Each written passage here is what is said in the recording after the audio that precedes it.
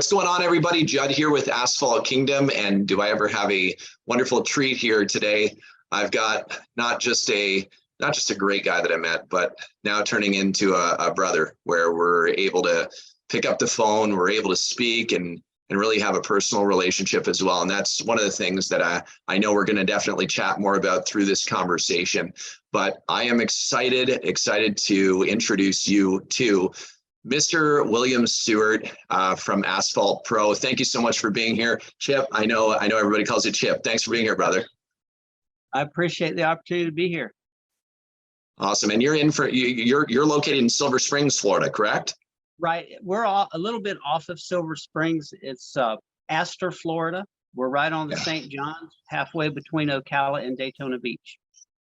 Right on. And I can see a nice background that you've got there too. Yeah. We're on a canal. We got pretty lucky. Lots of work to get here, but we made it here. Now, you guys just went through a big storm too. Yeah, I don't know if you can see the water level, but we're still about 2 feet above where we normally sit. We've had severe flooding up until last week. It finally started to break and go away. I remember seeing those pictures that you were sending over to me, man. That was wild. Yep. Yeah, we were wading through the backyard, that's for sure. So I know people watching right now are really interested in hearing, okay, well, Chip, tell us more about your story. And certainly, I know more about your story, but I'm really interested in helping other people understand how each one of us kind of have our own story. And the asphalt industry, of course, has played a big part in your life. Part in your life. So I'd love to hear about, and I know the audience would love to hear about how you got started in the pavement industry.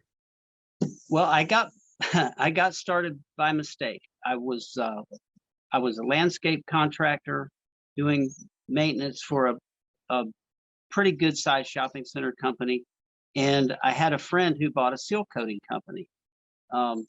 Long story short, he couldn't pull it off. He came to me and said, "Hey, can you help me get through this thing? I'll sell you the company if you can just get me out of this bind that I'm in." So we did that, got him through that, through a series of events. I got out of the business. I went to work for National Hot Rod Association doing maintenance at raceways. And then a few years later, I'd worked for other people, and I really missed working for myself. And I had a friend who wanted me to get into something with him. So we got into this business together, and I put all my old junk together. I spent my last little bit of rent money. I spent all the money we had for all of our payments for the month. And so I had a good solid partner. And the day before that we were supposed to get started, he pulled out. And I literally went to my wife, told her what was going on. I had already resigned my job, sat down, had a good cry. And then I washed and waxed my truck. I put my logos on the side, and and the story just kept moving forward from then. We just decided I didn't have a choice, man. I had to do it. So here we are. Yeah, here we are. And how many years ago was that? Oh my goodness, that was 14 years ago. 14 years ago. Actually, wow. It was 2012. So right at 10 years, actually. So not quite 14. Yeah, 10. Yeah, sometimes time feels like it's flying, right? It is flying.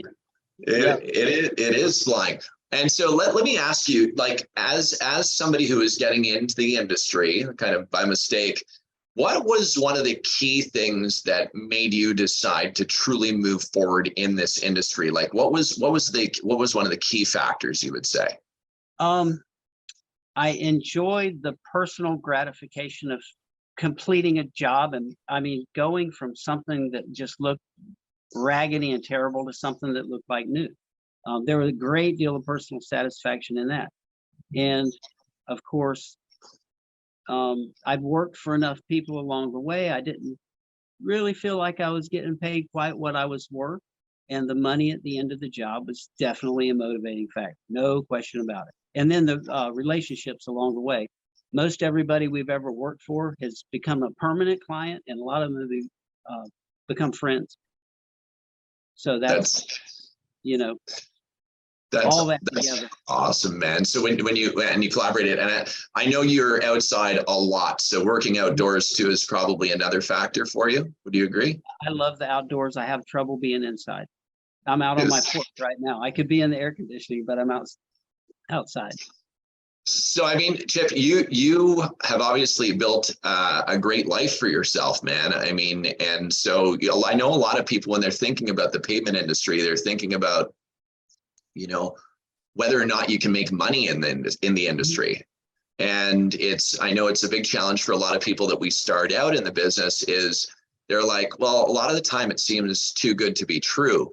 And certainly, on the AK Roundtable and places like that, we're all cheering and everybody's excited. But for somebody who's just starting out, they have no clue really about what to expect. So I'd be really interested in hearing with your years and years of experience in building a successful company, continuing to build it, building a great life for yourself. What would be advice to somebody who is, in a place of uncertainty, in building a future that they may desire?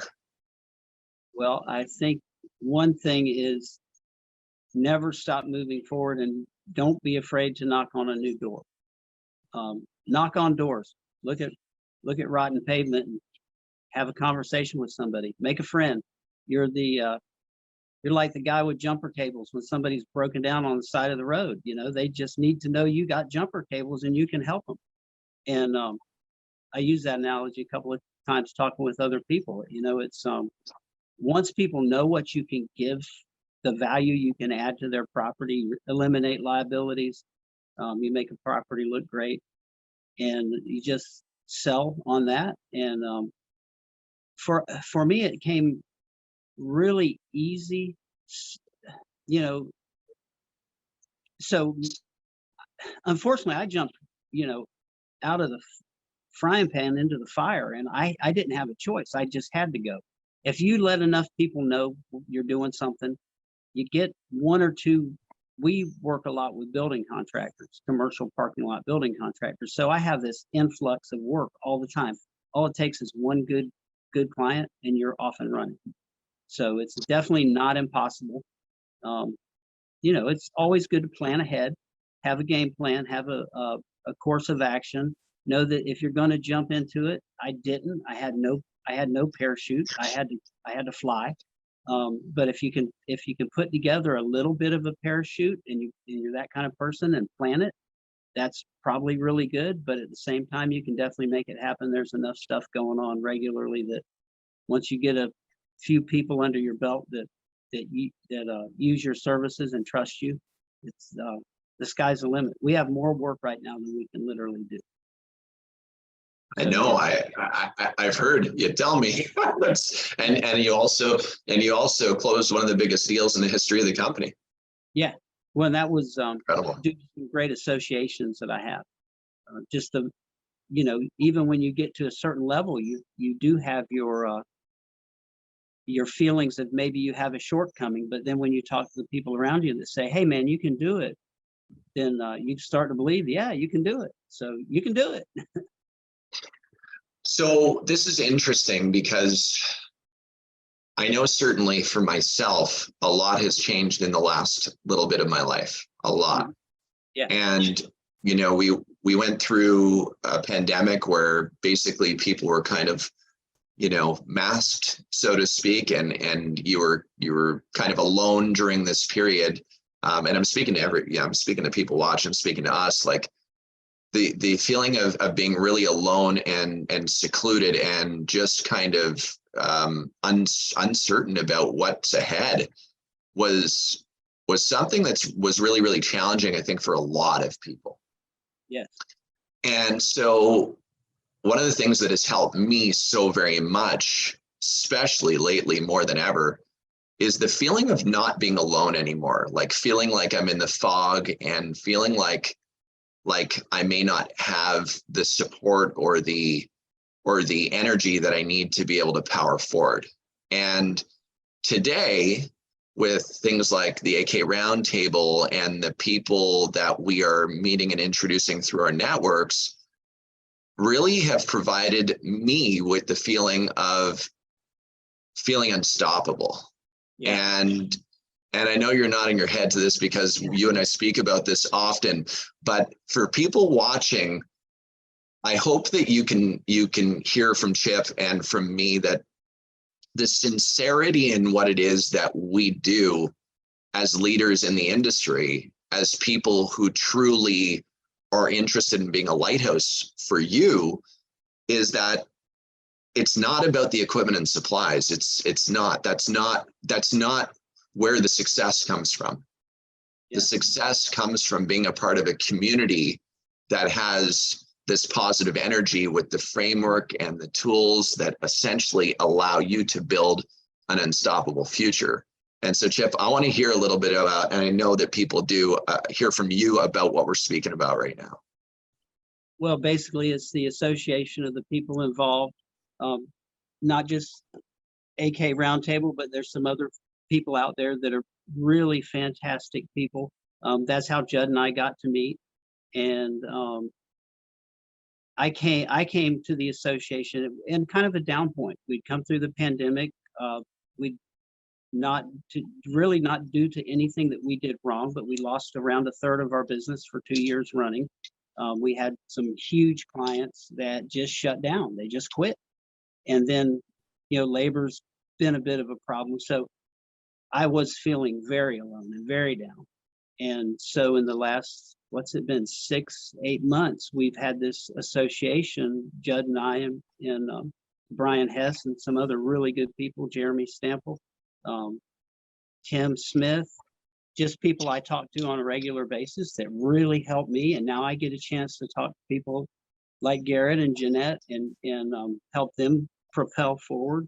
And Tim and I talk every single day, every day, sometimes 2 times a day, maybe 3.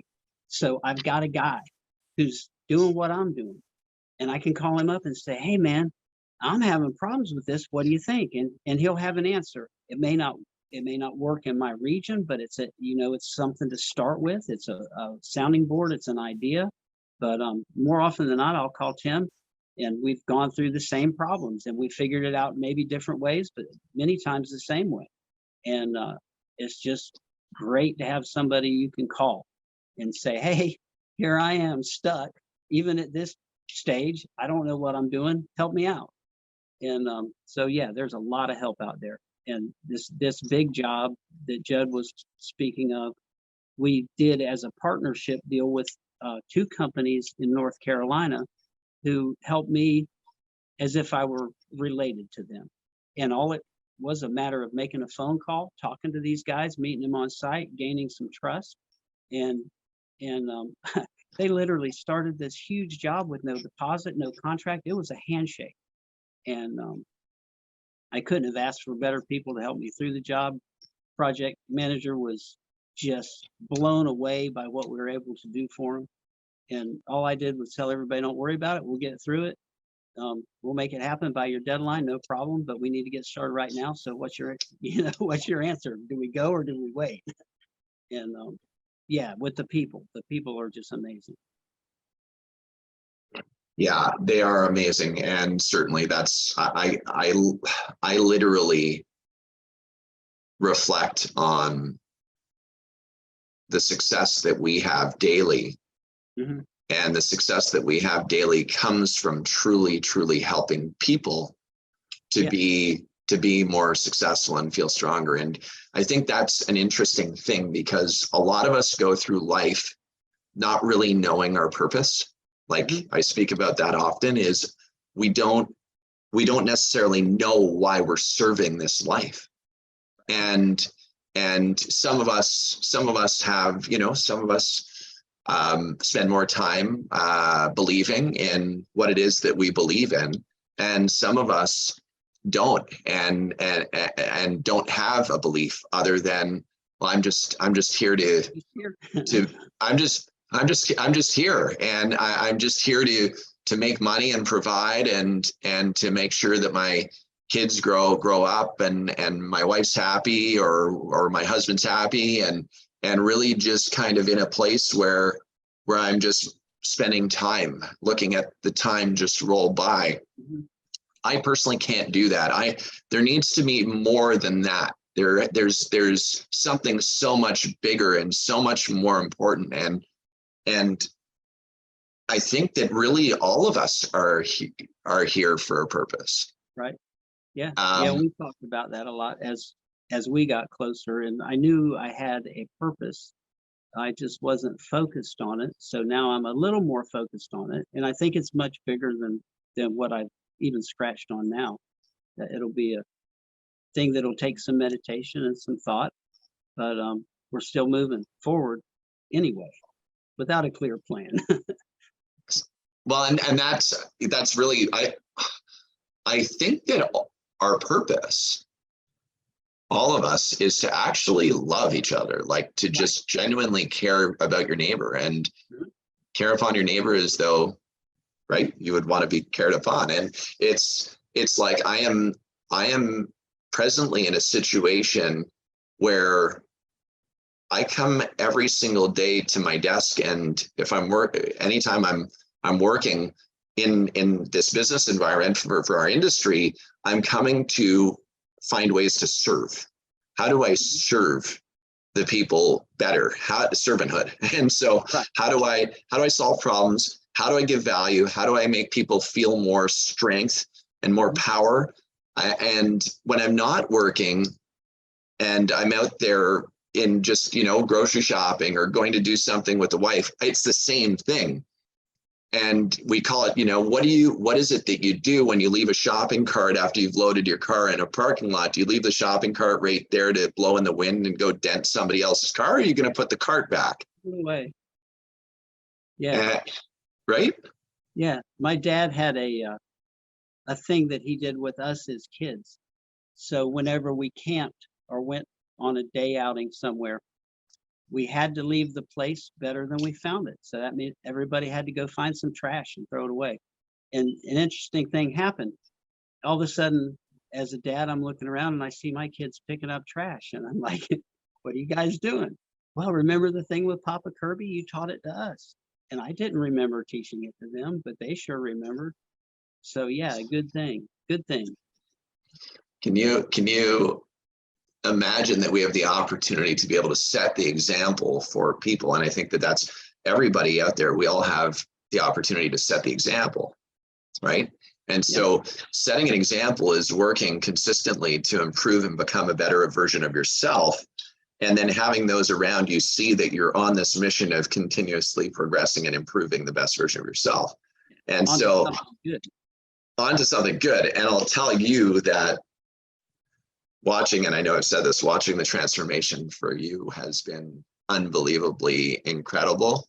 I see more than you may know I see, because I watch your social media, I watch the videos you post, I watch your energy and the way you write messages, and I value every single word that you put in every single time, because it's genuinely moving you in a direction towards what you're hunting, which is the best version of yourself. And that, I want to congratulate you on that. And I'll tell you that it's interesting, and for the viewers watching this right now, because I really try to engage the person watching in this, right? It's the word, you and I, Chip, are trying to give you perspective to receive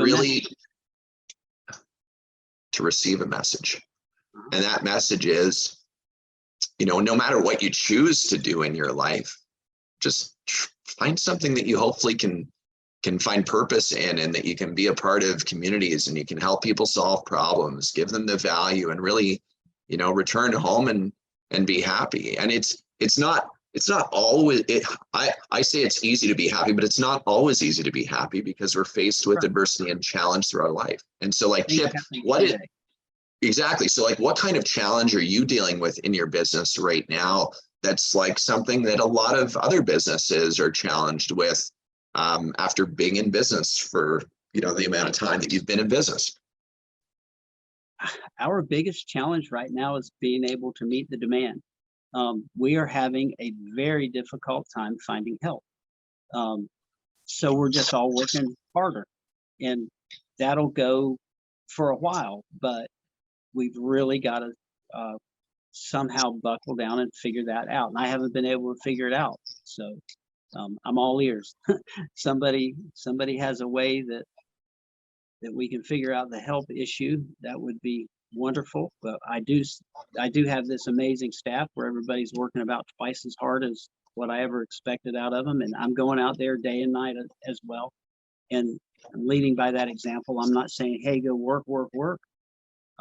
But hey, watch me. Here's what I'm going to do. You can do as much as you can do. I don't want to make anybody uncomfortable, but here's where I'm headed. You can follow me. And that's working out really well for the group we have right now.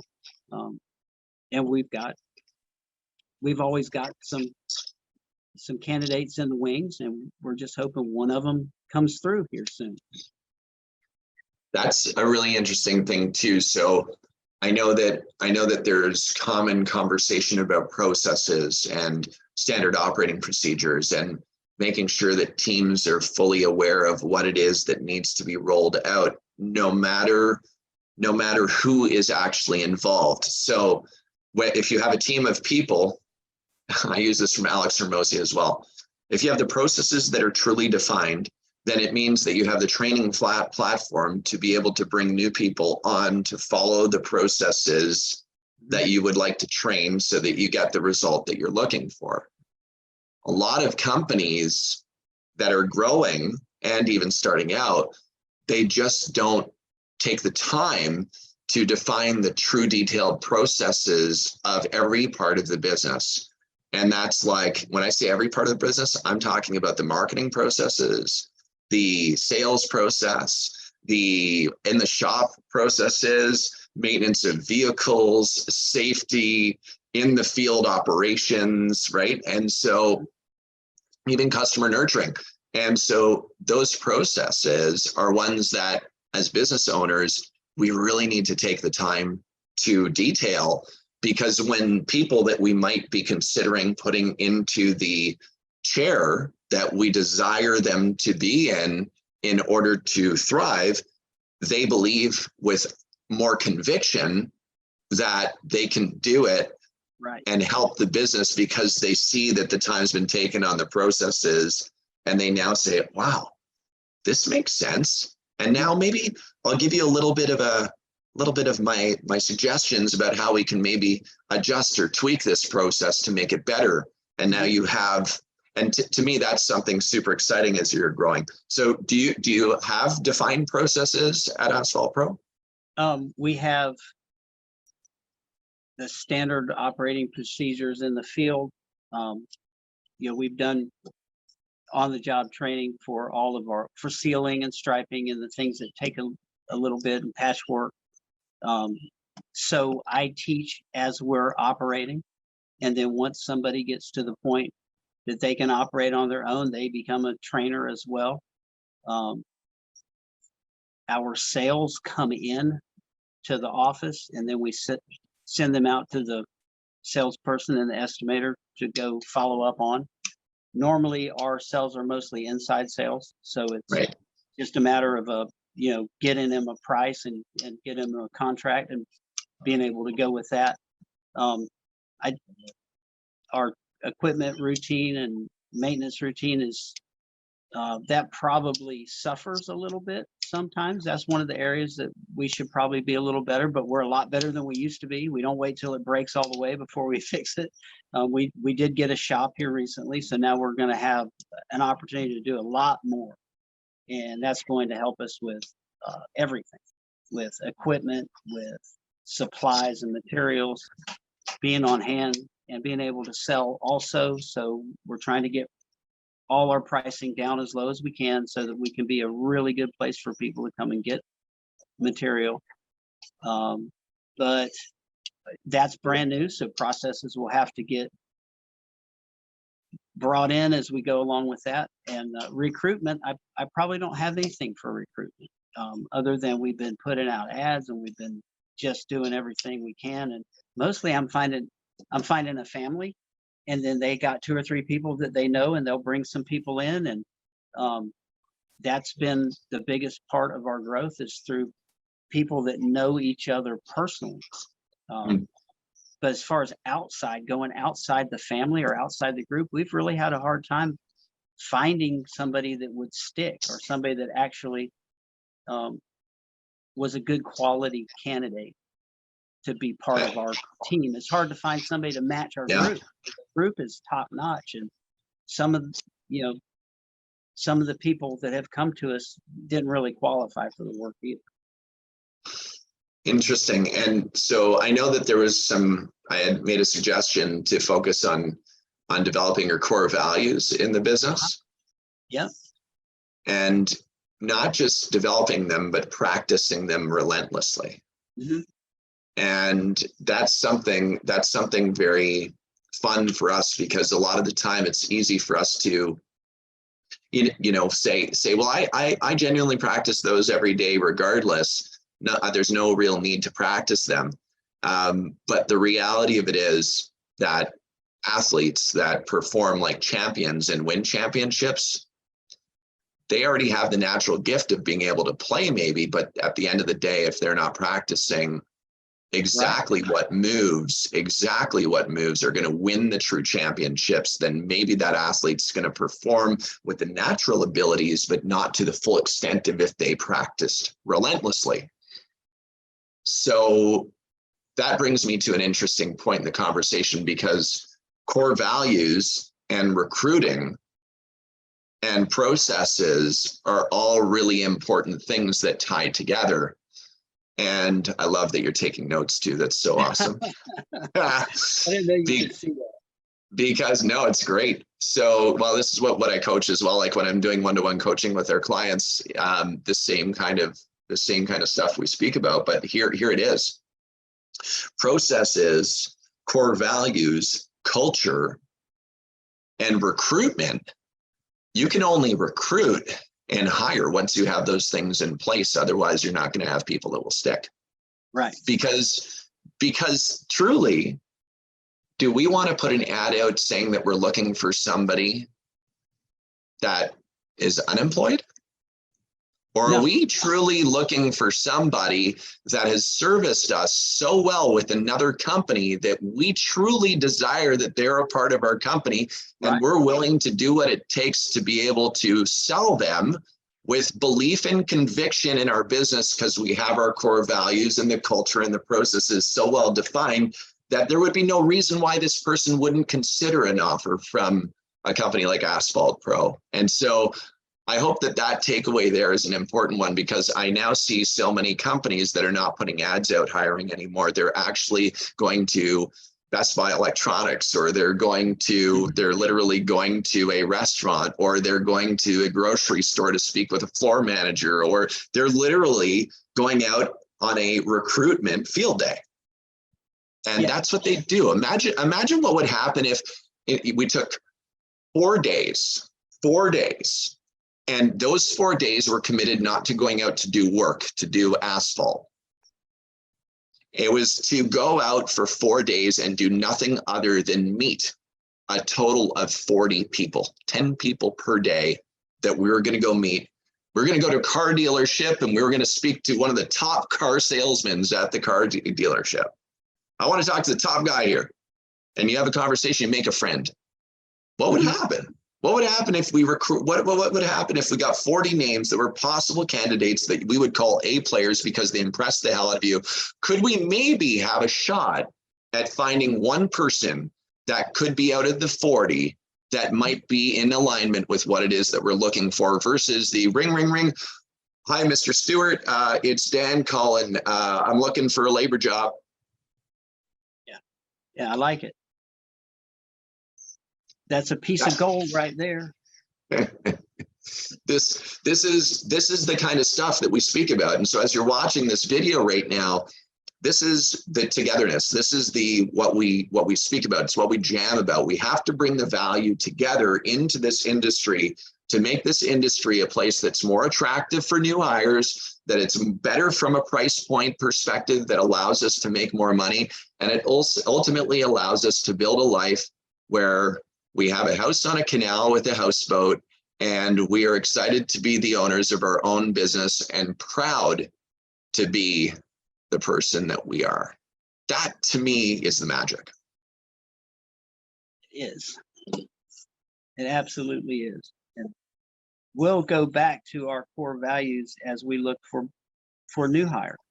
That's and I believe you've told me that before, and I just I didn't get it until just now. I get it. I understand where that'll lead us now. And I like the idea of meeting 10 new people a day. That's a great way just to move forward in life. You never know who's out there. Yeah, it is. Really is. Aren't always by chance. I mean, if we think about it, you're in the industry. You said specifically you're in the industry by chance, right? That's right. Oh yeah, absolutely. By chance, here we. By chance, and you love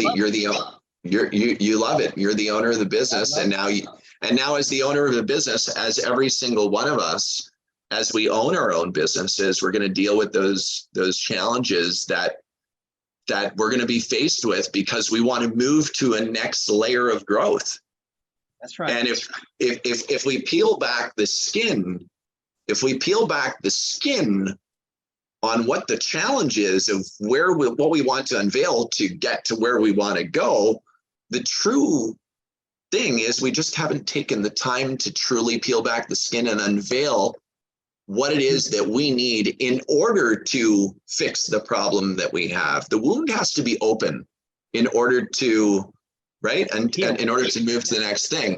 And so I personally, if I was coming on as a key person in a business that I was considering, if I was considering truly coming on to another company and being a key part of your management ship, I would want to know that you don't just have the shop and all that equipment that you have. I'd want to know that you're not just only a nice guy. I want to know that you're organized and that you have processes that are well defined. I want to know that you have your core values laid out because it's on the wall in the office, not just spoken about, but you demonstrate it truly. Yeah, I just wrote that down, that we're going to print on a big poster board to hang in our shop so that everybody sees it every day, including me, and gets reminded what our core values are. We developed the core values with our team about 3 weeks ago. We sat down and had lunch. One of the first days we were in the new facility, I felt like it was a good positive time to sit down and work on the core values. So as a group, we worked on them. And now I need to get them into print so that everybody knows what they are. And we can look at them every single day because we all agreed on them. And it should be a key turning point, actually. It's the foundation that we all need to operate. If we don't know what we're truly standing for in our business, truly standing for, then it's very hard for anybody else to believe that you're standing for something that's so important. Yeah. So I would say print it, put it in your office shop. I would say get postcard sized laminated cards that have your core values that are on there with your logo, and put those in the truck glove boxes. Put them literally, get them everywhere. Put them on your desk. Give them out to your staff as tokens of appreciation. Put it on coffee mugs. Put it on everywhere. Put it on everything. Yeah, put it on calendars. On calendars. Put it everywhere. Put it on your website. Put it on your social media. Put it everywhere. That's awesome. Yeah, that'll make a big difference. I think people will see that and say, yeah, I want to go to work for somebody like that. Work with somebody like that. Because ours is a team effort. There's no I in team, for sure. Here it's everybody working together to accomplish our goals. And we've had some pretty hefty goals, job and work wise, and setting our new thing up. Everybody's been putting in a lot of extra effort right now. And they seem to be happy doing it. It's so much more fun when you're waking up to a set of core values that are really exciting and happy and loving and smart. And it's so much more fun waking up to that than waking up to stripe and lines or crack filler or seal coating. What are we going to do today? Right. What are we going to do today? Yes. right? What are we going to do today? We're going to live by these core values. We're going to also go do some striping and some crack sealing to make some money for sure. But we're going to do it on a basis of the core values. That's what it stems from always. It's how the meetings. One more pro tip that I'm going to give everybody, and this, Chip, this is for you because we're on here and for everybody watching. Another pro tip that I really recommend is set 15 minutes, a 15-minute huddle with your team every single day to speak about wins and challenges. And that's it. It has to be 15 minutes strong, meaning 15 minutes, not 25 minutes, not 22 minutes, not 17 minutes, but 15 minutes. You put a timer on and you do 15 minutes. And the point of the conversation is to engage your team with wins and challenges. Each person gets a win and each person gets a challenge.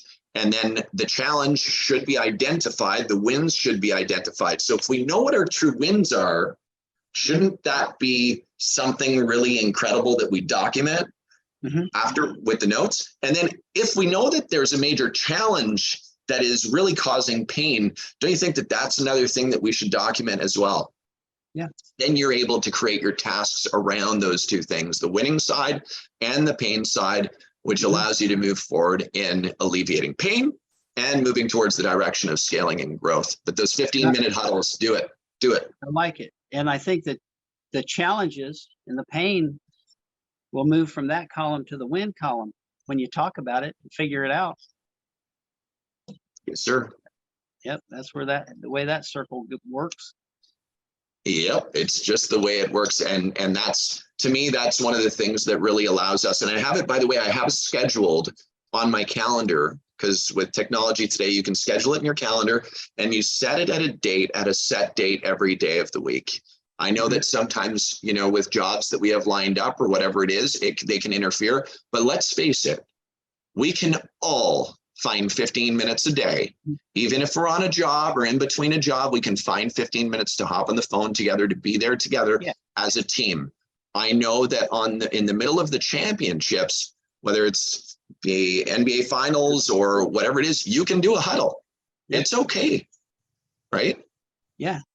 We have a group text. Probably everybody does this now, but it's the company group text. So questions and answers all day, and they're not the secret text that goes around back. It's everybody is in this one group, and we text each other daily with our problems, our concerns, things that need to happen, the schedule, what's going on. So sometimes if one person misses, because some of us will be working, so it's a daily ongoing thing. We can help each other with our questions and answers and ideas. And so we do that. So that's something that we do, but it's not quite the same as sitting down the actual time and talking about the wins and the challenges and the pains and the victories. And I think that'll help a lot, because I think there is some desire within the crew to hear everything in the morning, so we know what we're going into, which direction we're headed. Think about something that's scheduled versus on the cuff. Do you think that on the cuff, do you think that maybe emotions can play high and some things can be sent through that shouldn't have got through and misconstrued if it's immediate? Now, what if there was something scheduled that somebody had time, like I'm gonna think about this and let some time pass, and I'm going to speak about it in our morning meeting at 6:45 or whenever that meeting is. You've thought about it, you've constructed and processed the pain, and you now are coming through with a conversation that's a lot more clear than maybe emotionally driven to say things that you don't mean to say in a fury and or whatever it is, right? So these meetings will help to create less chaos as well. It will be more structured. So unless it's an emergency, and again, what is an emergency? What define emergency, right? If we're defining emergency, then we need to define that amongst our team. If it's not an emergency, it means that it can wait until the morning huddle. Because the emergency to me is crack sealer was forgotten at a last job, and you're going to give crap to somebody else because they're the one that forgot it or whatever it is. And I'm not saying you, but that's not an emergency. There's no need to waste everybody's time on something like that. Right. That's fixing a process. Bingo. And that's a Nailed. challenge. That's a challenge. And then that can be a win. So Awesome. yeah, you were talking about just now, calm versus chaos and respond versus react. And most of the time it takes a minute of reflection rather than nothing has to be answered right this second. And I think we're all guilty of that at times, but a good friend of mine taught me to, and I struggle with it, to respond rather than to react. It'll save a lot of heartache. That advice right there for you watching this right now, I'm telling you, that advice is pure gold. Chip, man, I appreciate you so much taking the time out of your schedule to be with me and to be with us, to be here all together to just share, man. I think you're an incredible human, and I appreciate our friendship. I do too, very, very much. And I thank you so much for giving me a chance to be on here with you. I may not be as exciting as all the other guys, but I'm out here doing it, and I'll help anybody that needs help. Oh, you're exciting. There's no doubt. You do such a great job. Where can people find you? You're on social media. People can connect with you on social. Yeah, right now it's William Stewart, and we are going to be putting up an Asphalt Pro web page or Facebook page, and we're also putting up a new one, Electric Avenue LLC. My wife started a company. We needed some people needed us to be job specific to their kind of work, so we had to set up a separate company. So she opened Electric Green Striping LLC. So we're starting some stuff with that. Had a good day there yesterday. Got that really off the ground. Finally had some substantial work and had our processes in place, had our equipment in place, and we knocked some stuff out. So awesome. Well, you heard it, everybody. You can connect with Chip on social and on the AK Roundtable group. We're in there as well. We're always interacting and engaging. That's a great spot too. Chip, yeah. Asphalt Pro 13 at msn.com is my email. That's an easy place to get me. And I'll get some more social out there so I have a better answer to that question next time. It's awesome, man. Well, I appreciate you so much, and definitely cannot wait to do an update with you as we roll into the new year and let everybody know about the big plans, because I know that you have the shop that you mentioned, and so I know there's going to be some sneak peeks. And from a supply perspective, if you're in the Central Florida area, Chip will be the guy that you'll go see. You can get your equipment and supplies picked up over there. So stay tuned for that. Stay tuned for that. Cool. Chip, crush it as per usual. See you later on the AK Roundtable, which is every Wednesday at 7 p.m. Yeah, man, thank you so much. And we got some new invites. Hopefully I can get them on tonight. Awesome. All right. Thank you for tuning in. And if you have any questions, feel free to comment down below. You can also like this video, and we appreciate you subscribing to this channel as well. We're looking forward to crushing with you. Thanks so much. Thanks, Chip. Catch you later, buddy. See ya. Bye-bye.